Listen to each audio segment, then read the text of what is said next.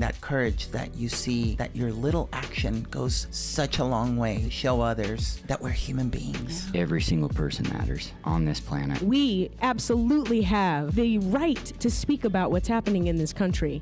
And this is RadioActive, a show for grassroots activists, community builders, punk rock farmers, and DIY makers and musicians. I'm Lara Jones, and Aldine is zooming in from Eco Farm in California. How you doing, Al? How you doing, Al? I can see him. I can't hear him, though. So, Aldine, can you hear us? Go ahead, Al.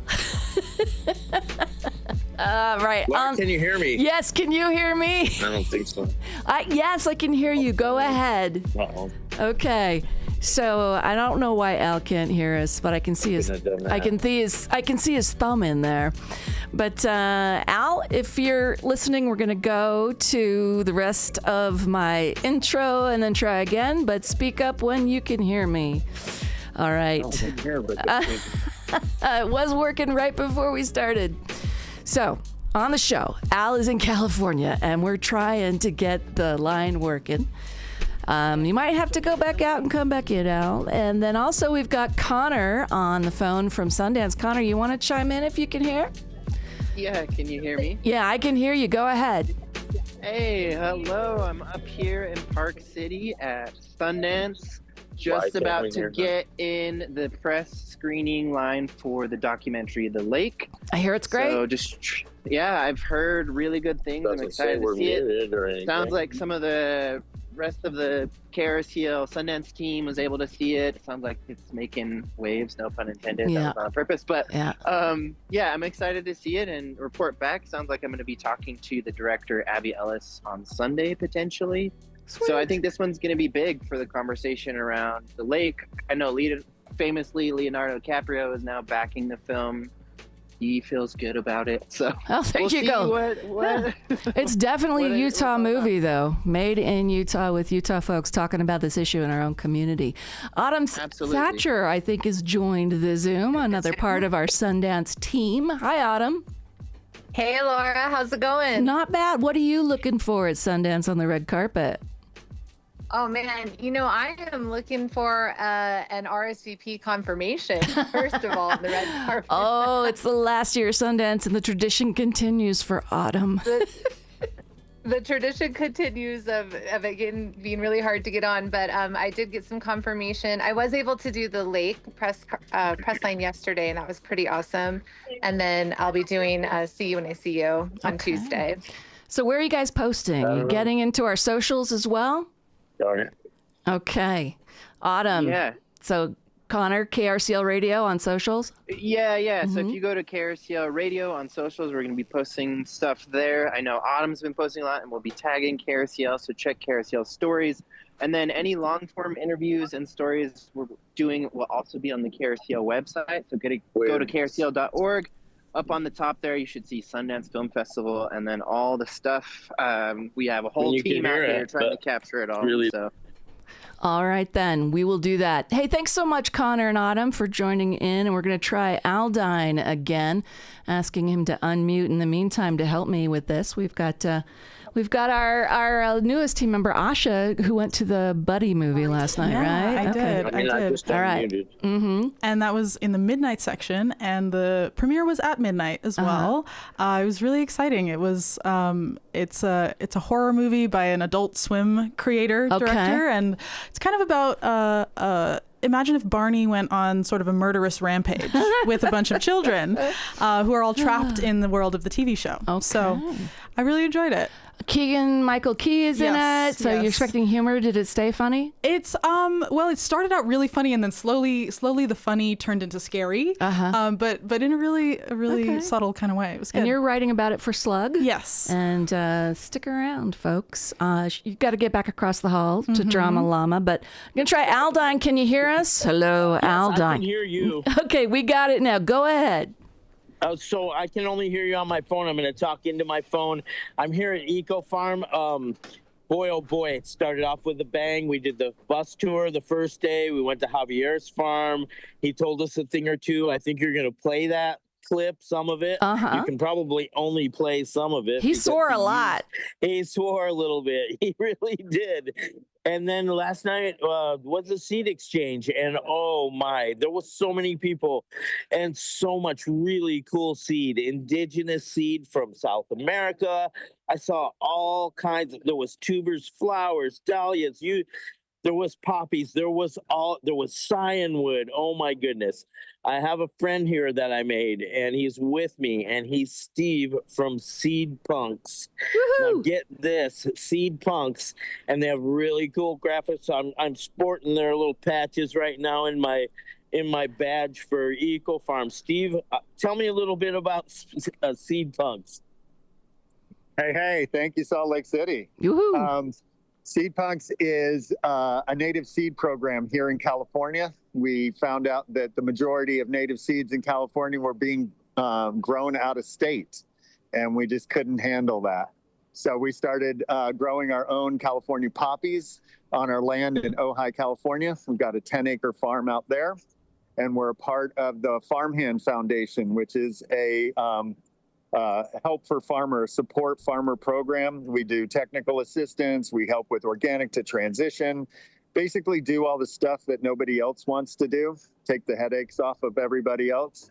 And we're down here in Eco Farm with our native seed program called Seed Punks. And we're punking it up down here, handing out California poppy seeds. Our California poppy seeds, our Seed Punk California poppy seeds are special. They grow best in abandoned parking lots. They grow best in the strip medians of big box stores. They grow best in police and hospital parking lots and areas like that. They germinate the finest flowers in cracks in the sidewalks and cracks in the administration. So just stoked to have run into Al here, and really happy to be here. Next year, everybody in Salt Lake City, you got to make it out here to Eco Farm. It's a real kick. Oh my gosh. Thanks for having us. Hey, you bet. Hey, Al, you need to bring me some of those pins or patches or stickers from him, okay? I need Seed Punks. I will for sure. Most definitely. All right. What else are you doing at Eco Farm? Is it wrapping up, or are you going to head out tomorrow for some more? It's wrapping up with a big awards dinner tonight, wine on the table, really, really cool, fancy dinner. A big to-do setting. They give out a lot of awards and stuff. And then tomorrow there's one more keynote speaker. We had Senator Shipp show up today out of the blue. No one really knew he was on the bill.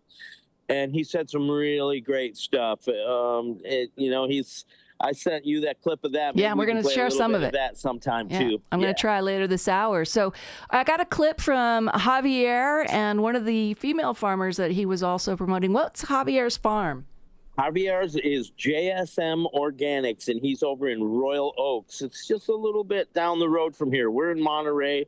I'm looking at the ocean right now. The waves crash at night. You can hear them coming in the window. So we're right here on the ocean at a Solomar, but he's a little bit north. Okay. I'm going to share some of these clips. You take care, and safe travels back to Utah, Al, okay? Sounds good. Take care.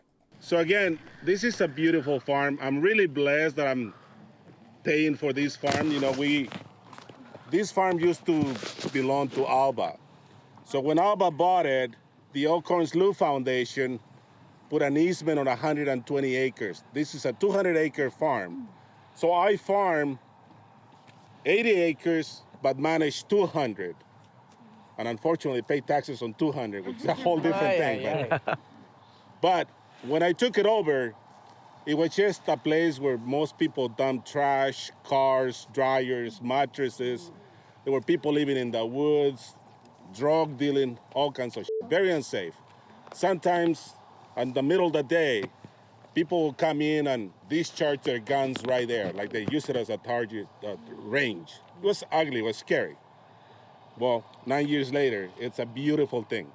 I only have one neighbor in the middle that I hope one of these days somebody has $2.5 million and buy that guy, and we'll put all the non-profits like CCOF and FarmLink and in the middle, because it's a beautiful place. But all around this, I wanted to stop here because, again, JSM Organics started with nothing. Like some of you new youngsters think that it's impossible to own a farm. get it out of your head, because you can on a farm if you put the effort into it. You put the hours in, you let other people help you, don't be narrow-minded, and you'll make it happen. In 2011, I came to this area with absolutely nothing, broke, depressed, with a Jetta, put in freaking quarters, looking for quarters to put gas to go and see my family in the valley. And then you married Rich? Or no? That will happen soon. I am one of the lead farmers alongside with my dad.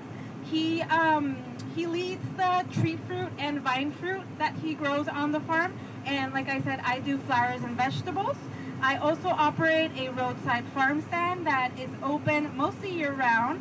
I took a break this past year. Out of the 7 years that I've been farming, that was my first official vacation, where I turned off my phone, didn't answer emails, didn't get back to anyone. And it felt really good. So if you are in farming, I also encourage you to take your vacations. They also matter. I'm excited to be here because I really do want to learn more about the regenerative ag movement. I started implementing regenerative ag on my farm probably the second season, like actually being committed to it when I started farming. And so thanks to that, I am now seeing the results of what regenerative ag does, not only to the soil, but to the production and to even the workload that we take on as farmers. It's much less. Maybe not so in the beginning, but further down the road, I saw the results maybe by year 2, 3 is when I started to see how my flowers, my vegetables needed less care, but were very fruitful. So I'm really excited. We just started to grow more perennials on our farm. And that's Lisette and Javier from Eco Farm Aldine, KRCL's punk rock farmer down at the 46th annual conference in California. If we have some time, I'll squeeze in Adam Schiff, who went and talked to them, not expected, and he talked a lot. And people were asking from the crowd for him to comment on immigration because of how labor's getting deported. So anyway, let's go across the hall. I want to say thank you to Sullivan Petchenpang, Griffin Hall, Asha Pruitt, Val MC, Maggie Bruner, our team tonight with Drama Llama. And Sebastian, how you doing? Doing well, Laura. We're happy to be here. Just met you this last weekend, and we had someone drop out, and you're like, we can do it. Yeah. We can do it. Say the word. We're here. Introduce everybody and what they play. Sure, yeah. On my left is Dallas Sinkfield playing guitar. Hello. Hey, Dallas. On my right is Matt Colmier playing bass. Hey. Got the bass man. And playing drums is Austin Taylor. Sweet.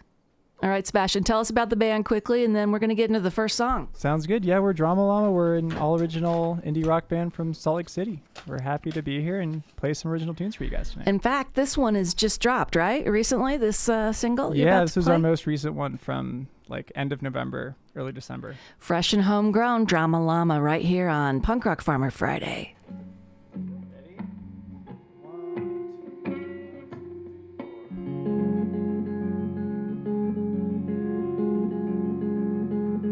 It's rare that I text you and you answer, but then when we talk, it's all my fault. You say our friendship's something special, but I'm starting to wonder, maybe the point is making you feel special when you decide to call. Don't think you're doing it on purpose,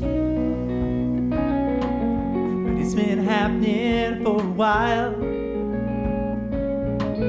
After apologizing in every conversation, I'm starting to wonder, maybe doing things on purpose just isn't really your style. But I'll see you the next time you're in town. I'll pick you up and drive you down some old mountain road, and I'll hear about the latest girl and all the ways you're gonna change the world. But when you ask me how I've been, I'll say just fine. I'll list the things that occupy my lion's share of time, but in the corner of my mind, I'll be hoping next year you might try, if you remember to try.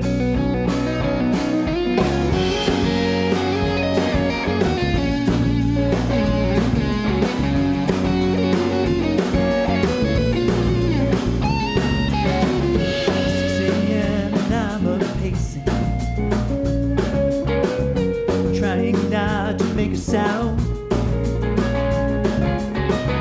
It's your last day in Salt Lake City, and I'm starting to wonder when you'll tell me about all the little ways I let you down. Why'd I have to take that bike ride? Ditch you for an afternoon? Why'd I have to bring my dog to dinner? You're starting to wonder if I'm doing my best to never be alone with you. But I saw you when you came to town. I picked you up and we drove down Old Mountain Road, and I heard about the latest girl and all the ways you're gonna change the world. When you asked me how I've been, I said just fine. You didn't ask about things that occupy my lion's share of time, but in the corner of my mind, I was hoping this year you might try, remember to try.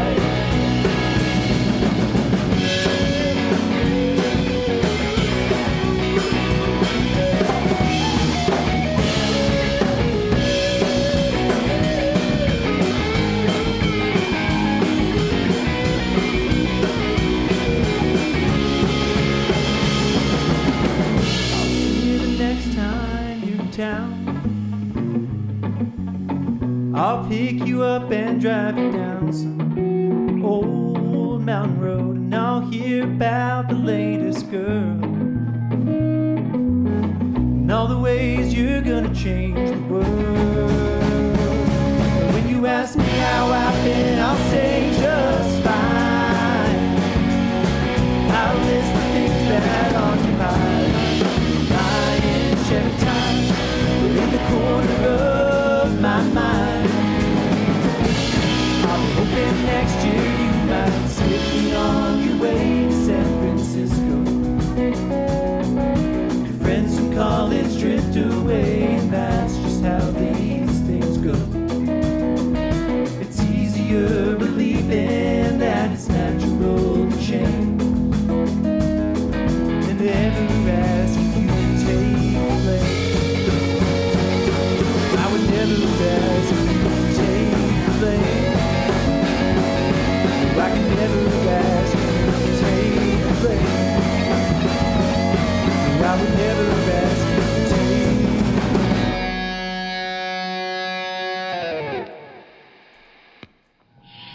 It's One Sky, Many Cultures. Skywatcher Leo T here, as we look around at our planet and do our best to save its oceans, lakes, rivers, mountains, and deserts, and each other. We also get to let our consciousness out for a romp and the imagination drift outward. And now that the Artemis II moon rocket is at the launch pad, mission managers and ground teams will conduct a series of systems integrations and tests to ready Orion and the rocket for a fueling countdown and simulation called a wet dress rehearsal. And we can kind of go along with that with our own imaginations. NASA's goal is to perform Artemis II's wet dress rehearsal on February 2nd, then turn the pad over for launch as early as February 6th if all goes right. This is essentially a test flight facing unknown circumstances. Artemis I SLS experienced fueling issues, hydrogen leaks, and ground infrastructure process problems. This is always the case with spaceflight. There are millions of systems and subsystems, electrical fueling, and almost infinite number of facets to be checked and rechecked before launching. These take time, and NASA is not going to risk people's lives any more than they already are just by going on this amazing historical flight. It's a human flight test in space, which they all are. Go NASA, go. And another amazing flight in space history on January 19th, 2006, NASA and JPL launched New Horizons on a 9-year voyage, a little more actually, that took it to our tiniest but mighty ninth planet, Pluto. Yeah, I'm calling it a ninth planet. The Grand Piano-sized probe went approximately 3 billion miles to reach Pluto, making a high-speed flyby on July 14th, 2015. And that all the way out to the edge of the solar system is why it took a little while. This is a huge date in space exploration as New Horizons discovered mountains, tectonic plates, glaciers, Grand Canyons, and checked out the moons of Pluto. Could have been a Jimi Hendrix tune, eh? Pluto has 5 moons. Its largest, Charon, is about half the size of Pluto, making it the largest known moon relative to its parent planet in our solar system.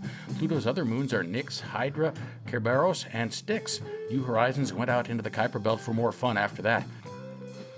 Seems to happen a lot lately, doesn't it? Our sun unleashes powerful X-flare and a coronal mass ejection hits the Earth, sparking fun geomagnetic storms. The geomagnetic storm did not disappoint on January 19th, with northern lights reported far beyond their usual polar limits from Alaska to Florida and beyond in some places. Well, it may be a famous sight to those who are deep sky enthusiasts with big telescopes, but astronomers have never seen the Helix Nebula like this before. They've been given a new and incredibly detailed look at the Helix Nebula thanks to the James Webb Space Telescope. The new image shows the ring-like structure that looks like a big stellar eye. The Helix Nebula is composed of stellar material shrugged off by a dying star as its outer layers were blasted away and its core collapsed to form a dense stellar remnant called a white dwarf.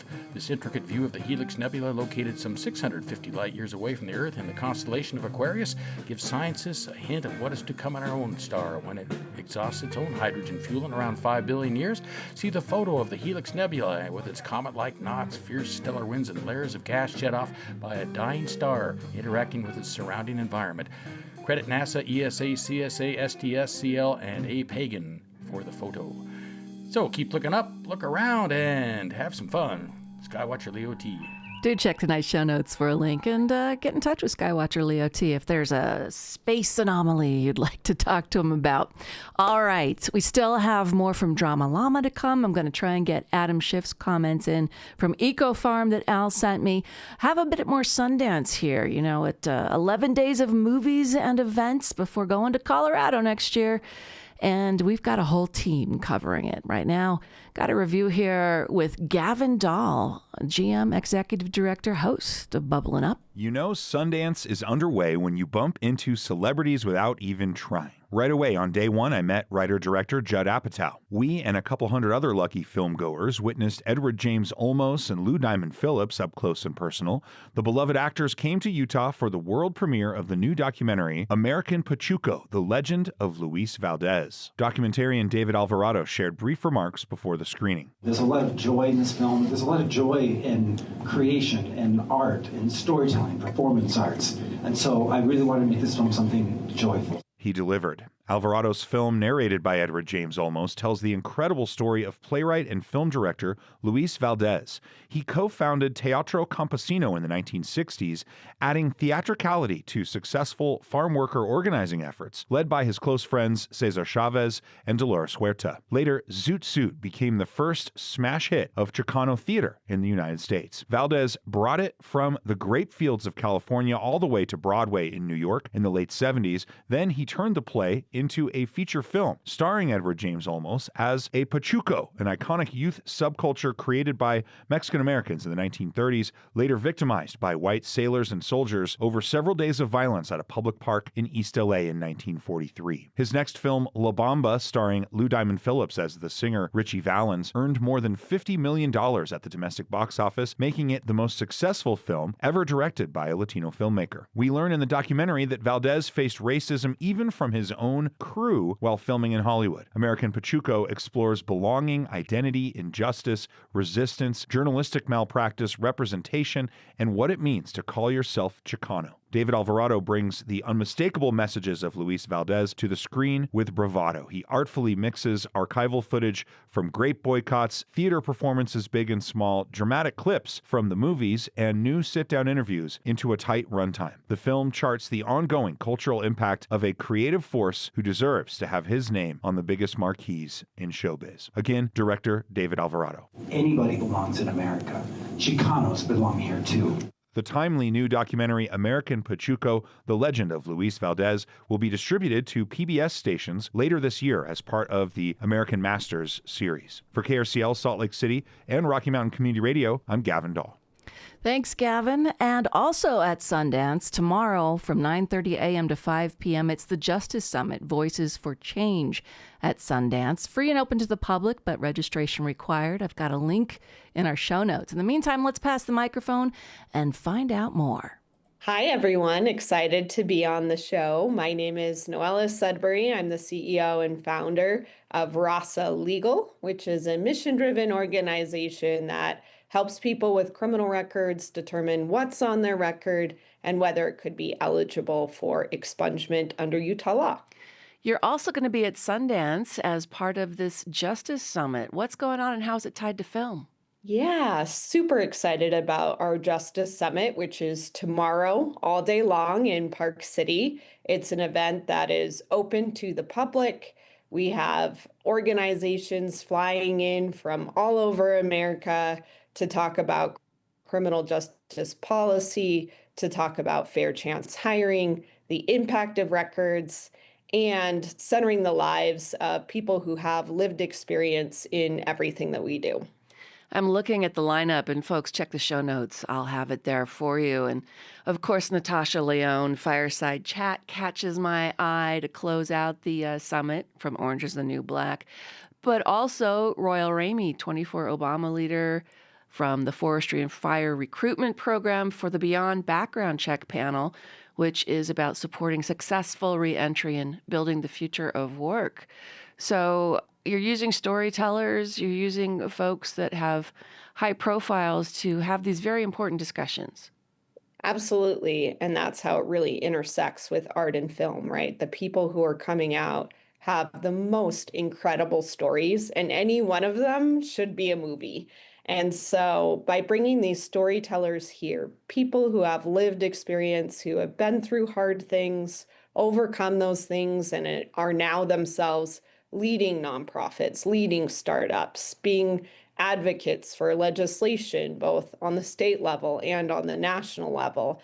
As we bring them out here to Park City, to Sundance, to tell their stories, we're hoping that we can connect their stories to filmmakers, artists, others who have platforms who can help tell those stories and make sure that everyone in America can understand just what incredible people there are that have been through the justice system and are now doing incredible things, really changing the face of formerly incarcerated people. You're going to be on a panel at 1:20 when software shapes justice, the role of modern technology in justice reform. Why is it so important that you do this work? Technology is just such a critical part, in my view, of criminal justice reform. It's a really exciting time, right? AI is just changing the world in so many ways. And so many people who are formerly incarcerated don't have access to devices, to computers while they're in prison. And so we have this huge digital literacy gap as people are re-entering communities. And with all of this rise in technology, there needs to be more technology for formerly incarcerated people. And so at RASA, I'm really, really passionate about using technology to help people access the justice system more easily, get access to their criminal records, and get through the legal process to get those records cleared and moving on with their lives. And for me, technology also has the power to scale our impact, right? Utah Legal Services does incredible work. They're able to serve 400 people a year. With our software, RASA has now been able to help more than 25,000 people. And that's the power of tech. That's the power of building an app and putting the justice system and access to a lawyer on someone's phone. That's possible to do, but we need to build it, and there needs to be more tech, more startups, more entrepreneurs focused on building tools for formerly incarcerated people that work, that are scalable, and can help kind of bridge the gap between reentering without a lot of skills, without a lot of digital literacy often, to help them have a marketplace of opportunity and connect what they need. Well, for the last Sundance in Utah, I'm really pleased that the Justice Summit is so huge. I mean, it's a day of conversation, people that are making a difference, and it's open to the public. So how do folks get in on this since we're airing this at 6 o'clock the night before? Yeah, it's still open to the public. So if you're listening right now, you do have to register to get in. Anyone can register at rasa-legal.com/justice. I'm sure we can include the link. But please join us. It's going to be an incredible conversation. The most amazing thing to me about this summit is it has come together in the last 14 days. And really was the dream of an incredible individual and formerly incarcerated filmmaker, Burton Ritchie, who called me and said, I've got this venue. I know we don't have a lot of time, but I have this dream to put on a Justice Summit. And he had heard my TED Talk and that I gave in Salt Lake City about a year ago and said, I know you know people. Can we do this together? And I am just floored with how many people are flying out for this thing in such a short period of time, rearranging their calendars to talk about hope, to talk about the things that they're building, and to participate in the magic of Sundance, which brings people together from all sectors of life. And so I hope everybody will make the trip, take an Uber. Parking will be terrible. But it will be worth your time. And I'm really, really excited about the incredible lineup we have tomorrow. So register, come up, come to whatever panels you can. You don't have to stay the whole day, but it's an event that you won't want to miss. And we do have that link in the show notes, folks. Closing out the Justice Summit tomorrow at 4:30 for half an hour. It's a fireside chat with Natasha Lyonne from Orange is the New Black. And trust me, we're going to be working with Noella this year to do some more and maybe get an ear hustle of our own started here in the correction industry. Yes, industry. Back across the hall, we've got Drama Llama. I think it's a good show for y'all to be on with Sundance. Drama Llama. Yeah, we're excited. This next song is our closest thing to a protest song that we have. Really? So, yeah, we thought it would be great for this show. I like it. So you have an EP you're working on, right? Yeah, we're out in the studio right now. We're kind of stepping back from live shows so we can really focus on recording. Mm-hmm. And we'll just have to see how much progress we make, how quickly. We're hoping to get all the way to a full album, and we might stop at an EP. Time and cost will be constraints. Right. But the quality will not be sacrificed. Where are you recording? We're recording in my basement. In your basement. Yeah. I love it. Yeah. I love it. So, folks, Drama Llama, we're going to be playing another song after this, so stick around. But where can people find you online or on socials? Yeah, we've got 3 singles out, streaming everywhere. And then we post most of our stuff on Instagram. So Instagram at drama_llama_SLC. And we got that link in the show notes. Amazing. Where you can get, I think, all 3 of these songs that you're playing tonight. The first and the third. And the third. So what are we going to hear now? This is a brand new song called Brittle Building. Brittle Building. Song about trying to work together and the frustration of people not coming to the table in good faith, but needing to move forward anyway. All right. Fresh and homegrown Drama Llama on Punk Rock Farmer Friday. It's RadioActive.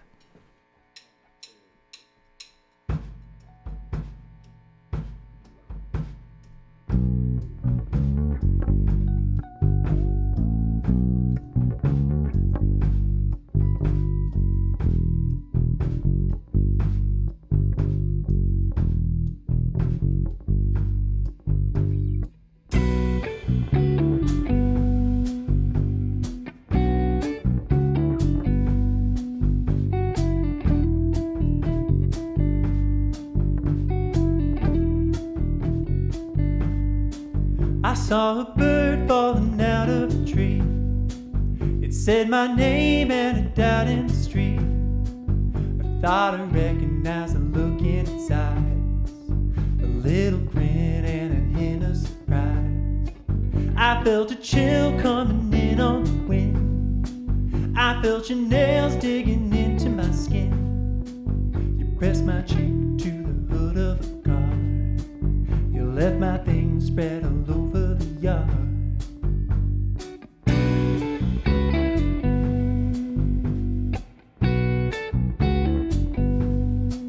I heard the last agitator go home. I heard the buzz as you picked up the phone.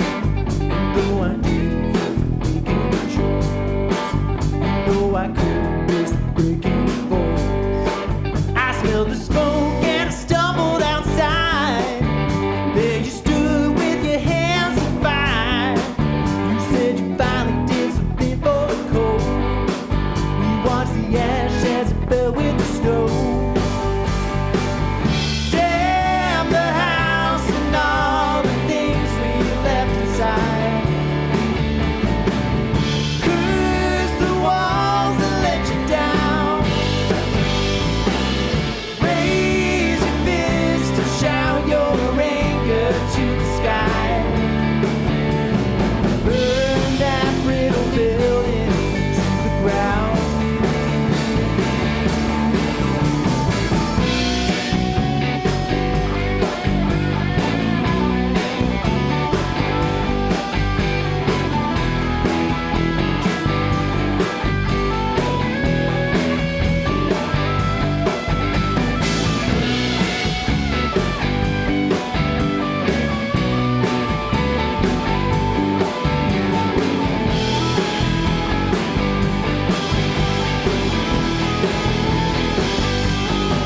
I taste the fire at the back of my throat.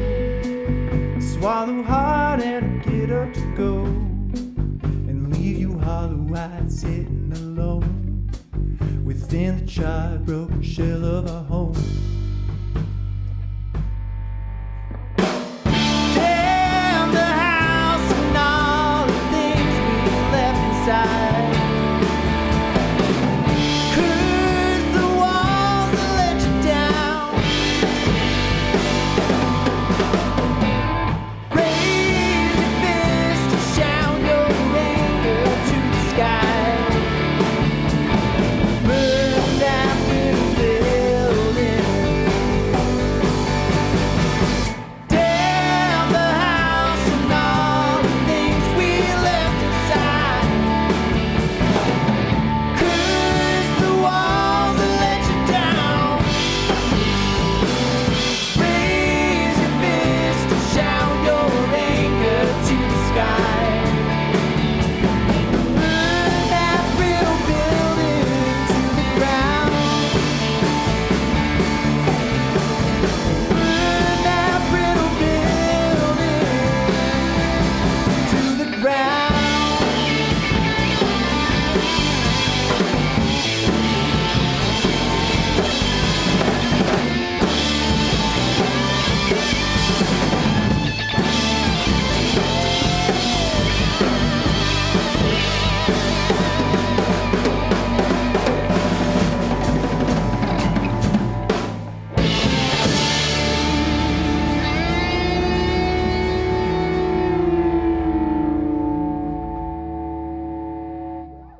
Damn, Drama Llama. You know, I say this every week.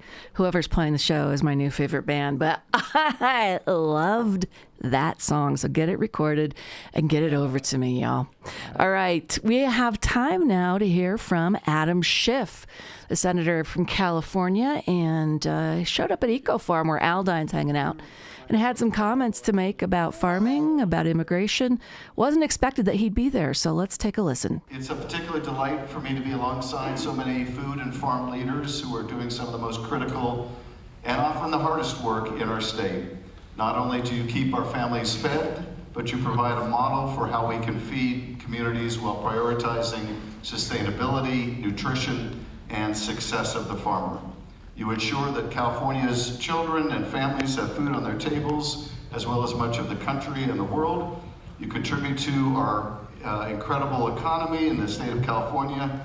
The work you do builds our local economies and creates jobs, and you showcase planetary and human health and agricultural innovation in your work. So a profound thank you.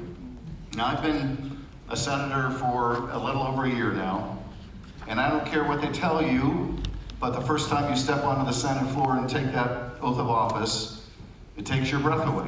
Doesn't matter what you were doing before, there's a jolt that goes through you with the realization of the responsibility you hold to represent millions of people. Thousands and thousands upon thousands of companies, a multitude of industries, and the sheer history of those who went before. Although I have to tell you, the exact moment when I really understood that I was a senator, it wasn't when I was sworn in, it wasn't when I introduced my first bill. It was during one of those around-the-clock Senate sessions where you have to hold the Senate floor, and as the new guy on the job, I was given the graveyard shift. So I was told I needed to speak for an hour between like 1 or 2 or 2 or 3 in the morning. And I thought, what on earth do I have to say for a whole hour? I'd never given an hour-long speech on the House floor. There are hour-long special order hours, but it's always the people you don't want to hear from that use them. And so I went there in the middle of the night with my 1-hour speech, and by the time I got through the hour, I was only halfway through the speech. And I thought, son of a bitch, I really am a senator. But you look around that chamber, and you think about the giants who once served there, the Barbara Boxers and Dianne Feinsteins, the John McCains and John F. Kennedys, and it takes a while to sink in. As the wealthy magnate John D. Rockefeller said to my friend John Tester, a Montana farmer, when John was elected to the Senate and joined Rockefeller in that chamber, Rockefeller said, "We both came from very different places, but we both ended up here." There's beauty in that such a thing is possible in the United States of America, just as it is possible right here on the Central Coast and all the beautiful parts of this state. As I navigated my first year in the Senate, one of my top priorities was to visit each part of this state and get to know Californians throughout this incredible place. From the Imperial Valley's Midwinter Fair to new housing units in Oakland, from visiting college students in Chico to citrus farmers in Bakersfield, to technology hubs in the Bay Area, from touring the Del Mar Bluffs in San Diego to the state's capital, to Tahoe and Shasta and everywhere in between. Upon accepting this invitation, a member of the conference team said, "We've never had a U.S. Senator at the conference before, and that's my goal, to be places where I'm not expected, to talk to everyone about what Washington should be doing for them instead of to them." Lucky for me, as a part of that journey, I've gotten a chance to taste some of the best of what California has to offer. Almonds and almonds, cilantro and celery, blueberries, strawberries, you name it. And everywhere I've been, I ask the same question, what I can do to help. As my term continues, I'm going to continue going back to different parts of the state and intently focus on representing the needs of all communities. That's why I sought out a seat on the Senate Agriculture Committee, because I want to be a senator for all Californians in the red areas and the blue and everywhere in between. I currently have the honor of serving as the first senator from California on that committee in over 3 decades. When I came to the Senate, I thought it was striking that even though California's agriculture sector is huge and so different from the rest of the country, we've not had representation on that committee for decades. The agriculture you all cultivate is foundational to California, economically, culturally, environmentally, but too often California's farmers don't see themselves reflected in the policies coming out of Washington. I knew that our farmers are leaders and that they needed a voice in the Senate.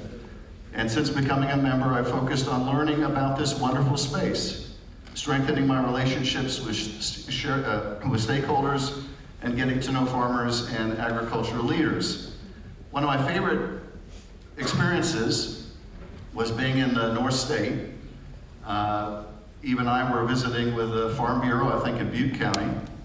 And let's just say that a lot of the folks in the room only knew me from Fox News, which is not a particularly flattering portrait. I explained to folks in the room that in my old LA urban suburban district, the only agriculture we had was of the illegal variety, and I therefore had a lot to learn about this industry. But I wanted to represent them, I wanted to represent them well, and I was here to talk with them about trade and about tariffs and about immigration and water. And I would say after about a half an hour, things warmed up a bit, and by the end of the meeting, I knew I'd made progress when one of the farmers turned to me and said, "I don't know why the president calls you watermelon head. You have a perfectly normal-sized head." And I took a lot of stock in that, given that he knew a thing or two about melons. But what has been striking to me, as I've met with many of you and your colleagues around the state, is just how incredibly special California agriculture is. The leading role that you play in specialty crops that deliver the fruits and vegetables and nuts that are central to the health of our communities. Health fads may come and go, but the real thing that makes America healthy is what is growing right here in California. Yet too often our federal programs do not adequately serve our producers. As you know, and as I have seen up close, the needs of specialty crops are very different than the big commodity crops of the Midwest and the South. Ensuring that federal policy reflects the unique challenges and opportunities of these crops has been one of my top priorities this past year, and it is my commitment to stay at it. California farmers are also very diverse in what they grow, and how they grow it, and where they grow, and who is doing the growing. The Golden State is home to small and mid-sized farms that are the bedrock of the prosperity of our state's rural communities and economies. And the diversity of California farmers allows us to grow and eat amazing and delicious local products. This is why we need to ensure that farms of all size, the small, the medium, and the underserved farmers all have equitable access to resources from the federal government, whether that is access to capital, technical assistance, support, or markets.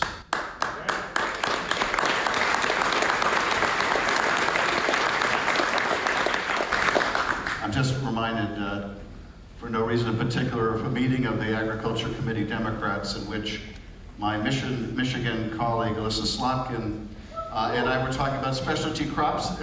Yes, she's wonderful. And she said, you know, in Michigan we have a healthy competition with California over specialty crops, to which I responded by saying, I think it's adorable you think there's a competition. And as California leads in organic production, I stand ready to support the state's organic and diversified farms that are proving every day how productivity, and stewardship, and economic viability can go hand in hand. On the Agriculture Committee, I've been outspoken about the ongoing challenges that farmers like you are facing. I've heard from many in this industry who are being hurt by the reckless chaos and tariffs of this administration, people who yearn for some stability and maybe even a little bit of certainty in their work. Farmers across the country, no matter how red or blue the region, rely on critical USDA agencies, from the Farm Service Agency to Rural Development to the Forest Service. But despite this, I know many have been severely impacted by the widespread federal staffing cuts. And the Trump administration's mass deportation agenda, the indiscriminate raids, the fear it instills in our communities are also hurting this industry and putting a heavy burden on countless farmers. Taking kids from parents and spouses from partners and neighbors from their loved ones. One of the first places I went as senator was to Bakersfield. There I met with farm workers who had been targeted by a recent immigration raid. I talked to children who'd had their fathers taken away from them and spouses who had had their spouses taken away from them. I talked to one woman who showed me a videotape of her husband being dragged out of their car in front of their teenage son through a broken window. Families who toil daily to ensure we can put food on our table deserve much better than this.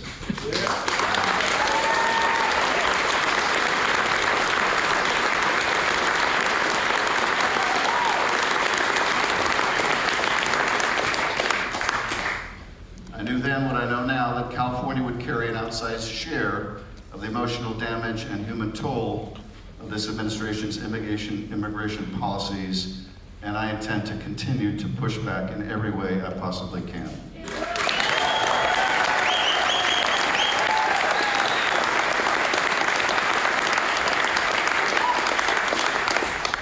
There are many other policies of the administration I know that have made your jobs even more difficult.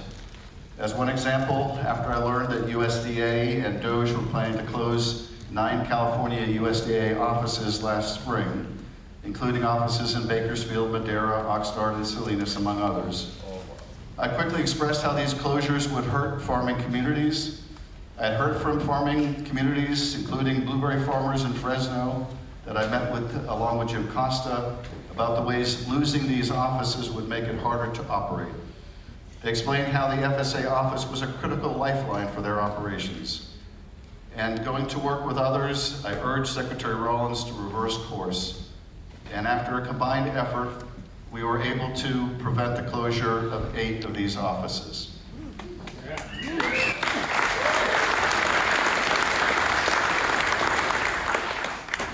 Last year, as you know, the President's Big Ugly Bill made devastating cuts to SNAP and CalFresh, taking food benefits away from hungry families to pay for tax cuts for wealthy families and big corporations. When I have visited food banks in California, I've heard directly how those resources for our families have been cut, how they've been hurt, and how our farmers have suffered as well. And at a time when food insecurity is already high and chronic disease is prevalent, providing affordable fresh food to food banks and families and schools while supporting American farmers is absolutely critical.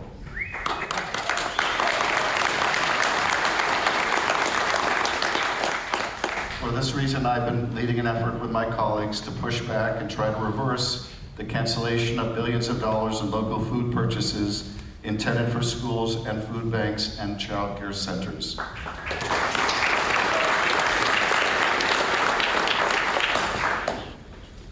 With these challenges facing this incredibly important part of our economy, I want to make sure also that we focus Congress on the things it can do to actually support growth and prosperity in the industry.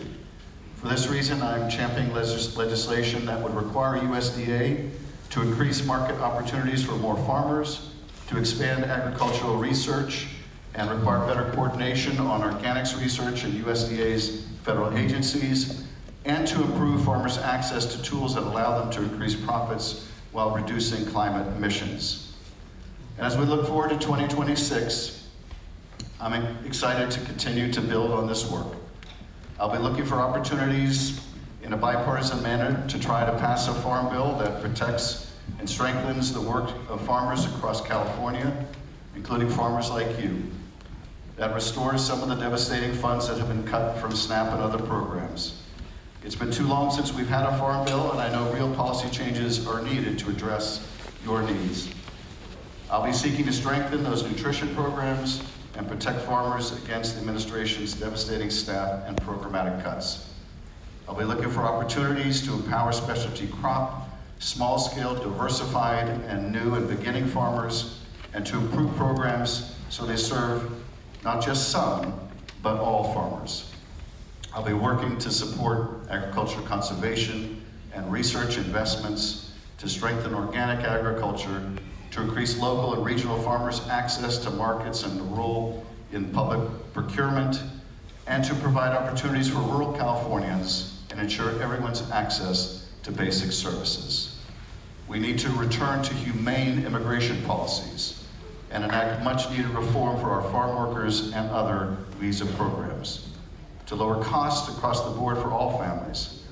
These will be my priorities. I look forward to your input in how to make them happen.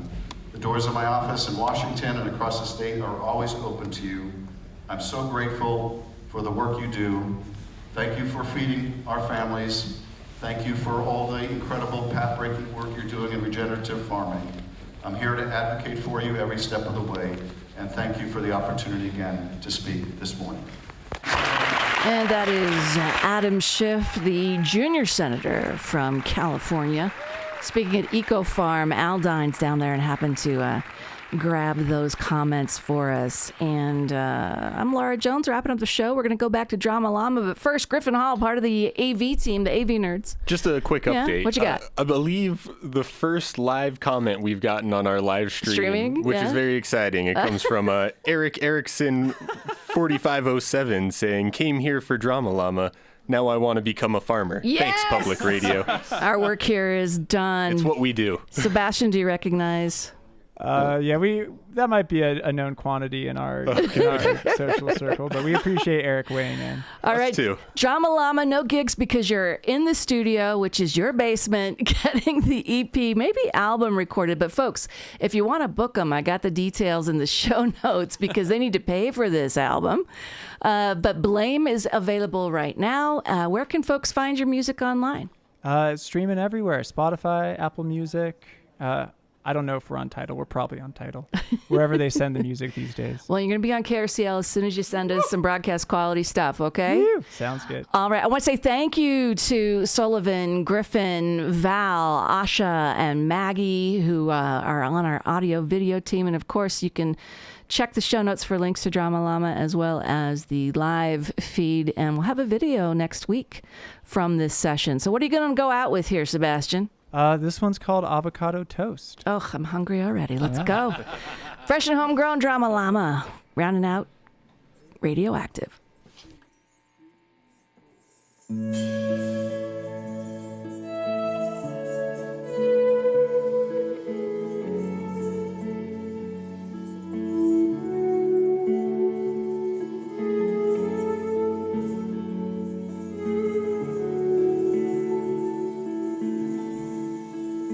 It's been 5 years, and I still can't walk right at it, like the cobwebs in the attic hanging there.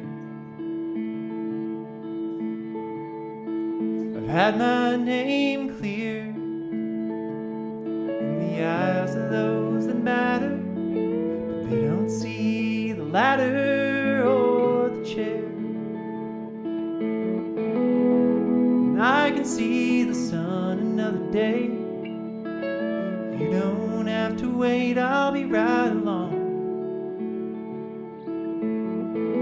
Right now I think I'd just get in the way, 'cause everything I say feels a little wrong.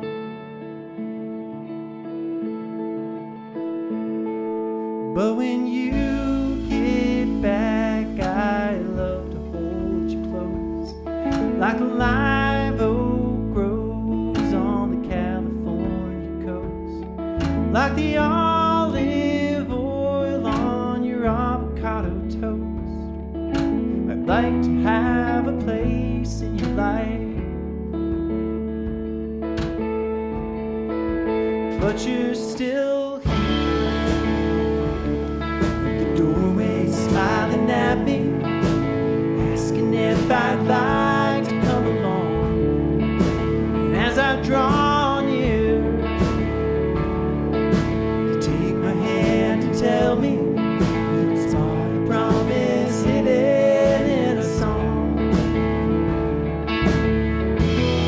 And if I mean it, then that's good enough for you.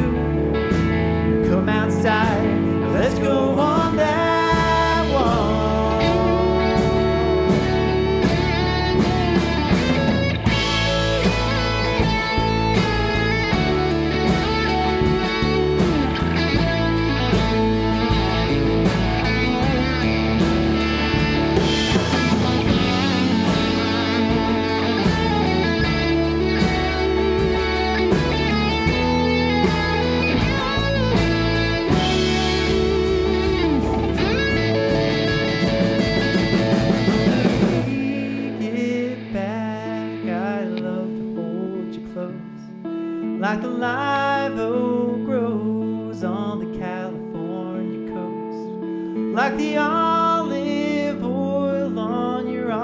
avocado toast.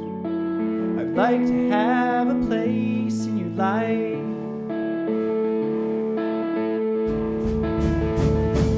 And when we get back, I'd love to hold you close, like a live oak grows on the California road, like the olive oil on your avocado toast. I'd like to have a place in your life. I'd like to be the shield by your side. Thanks for saying I don't have to hide.